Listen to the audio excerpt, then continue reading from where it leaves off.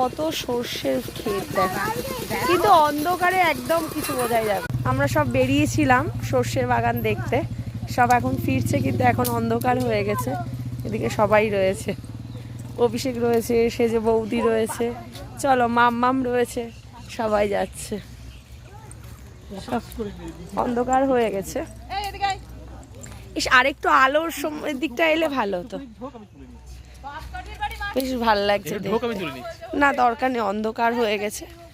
এই যে সর্ষের ফুল, কি ভাল লাগে দেখতে, কিন্তু রোদ্দুরটা পড়লে আরো বেশ ভাল লাগতো। আমরা অন্ধকার হয়ে গেছে।